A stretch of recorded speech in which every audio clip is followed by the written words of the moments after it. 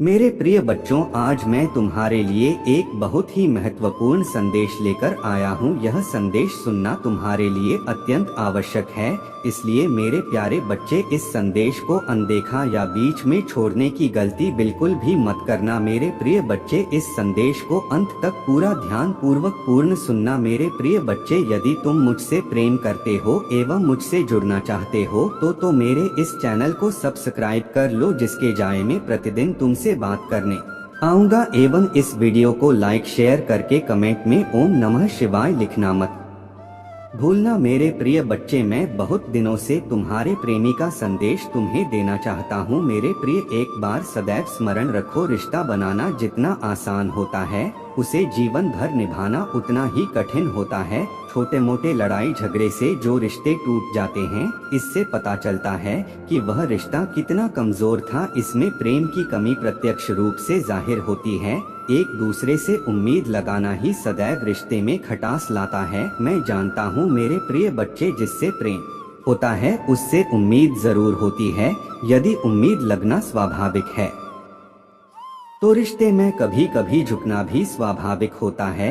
कभी कभी इंसान को लगता है जब गलती सामने वाले की है तो मैं क्यों झुकूं। मेरे प्रिय बच्चे, जिस प्रकार तुम केवल उससे प्रेम करते हो, इस प्रकार वह भी केवल तुमसे ही प्रेम करता है। तुम्हें याद है ना, कभी तुमने भी ऐसी कोई गलतियां की थी जिसे उसने पूरे दिल से तुम्हें क्षमा किया था। मेरे बच्चे, जो गलतियां क्षमा करने योग्य होती है उन गलतियों के लिए माफ अवश्य देना चाहिए, क्योंकि मैं जानता हूं कि जब जब तुम उससे दूर होते हो तुम्हें कुछ भी अच्छा नहीं लगता। उसके अलावा तुम्हें एहसास होता है कि तुम उसके बिना अधूरे हो, इसलिए तुम्हारा किसी कार्य में मन नहीं लगता, क्योंकि तुम दोनों के हृदय में एक दूसरे के लिए बहुत प्रेम है। गुस्से में तुम दोनों एक दूसरे से अलग होने के लिए अवश्य बोल देते हो, पर एक दूसरे से दूर रह नहीं पाते। एक दूसरे से दूर रहने के विचार मन में अवश्य उत्पन्न होते हैं, लेकिन यह संभव नहीं हो पाता। क्रोध को त्याग कर उससे बात करो। अपने प्रेम को किसी और के पास मत जाने दो, उसे किसी और का मत होने दो।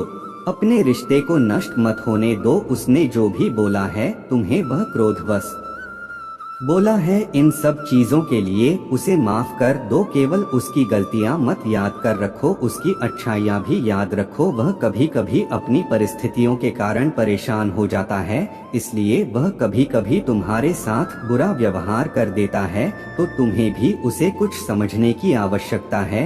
यदि तुम दोनों एक दूसरे से प्रेम करते हो, तुम्हारे बीच प्रेम है, तो इस रिश्ते को संभालने की जिम्मेदारी तुम दोनों की है। क्रोध के कारण ही तुम दोनों में इतनी लड़ाइयाँ होती रहती हैं। अब तुम दोनों छोटी छोटी गलतियों को भी लेकर बेवजह लड़ाइयाँ करते हो। पहले ऐसा नहीं होता था। पहले तुम दोनों में कितना भी झगड़ा हो जाता था, लेकिन तुम दोनों में बाद में सुलह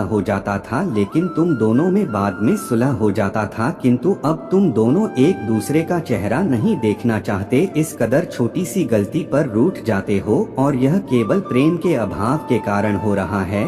यदि एक प्रेमी रिश्ता निभाना चाहता है और दूसरा नहीं, तो चाह कर भी रिश्ता निभाने वाला प्रेमी रिश्ता निभा नहीं पाएगा, क्योंकि ताली कभी एक हाथ से नहीं बजती है, और वह भी हार मान करके इस रिश्ते को तोड़ देना जरूरी समझेगा। इसलिए तुम दोनों को अपने क्रोध पर नियंत्रण करना होगा मेरे प्रिय बच्चे, और एक दूसरे पर पूर्ण रूप से विश्वास करना होगा, तभी यह रिश्ता सुंदर बन पाएगा। मेरे प्रिय, तुम जो इधर उधर भटक रहे हो, भटकना छोड़ दो। वही तुम्हारा सच्चा साथी है, उसी के साथ खुश रहना सीखो, क्योंकि जो सच्चे प्यार को ठुकरा कर कहीं और प्रेम ढूंढने जाते हैं, उन्हें दर्द के सिवा आंसू के शिव कुछ प्राप्त नहीं होता। मेरे प्रिय बच्चे, कुछ पल के लिए उसे खुशी अवश्य मिल सकता है किसी और के साथ, किंतु सुकून उसे अपने सच्चे प्रेमी के पास ही मिलेगा। बहुत भाग्यशाली लोगों को सच्चा प्रेम प्राप्त होता है।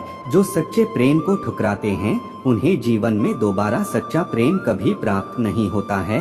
वह तरस जाते हैं उन चीजों के लिए जिन्हें उनकी कदर नहीं होती। मेरे प्रिय बच्चे, मैं कल फिर आऊंगा, प्रतीक्षा करना। यदि तुम कल भी मेरा संदेश सुनना चाहते हो तो कमेंट में अभी यश टाइप करो, जो अपने प्रेम से माफी मांगो और अपनी गलतियों को स्वीकार करते हुए उसे पुनः वापस प्रेम दो जो वह तुमसे प्राप्त करना चाहता है। मेरे प्रिय बच्चे, सदैव खुश रहो, कल्याण हो तुम्हारा। ओम नमः शिवाय।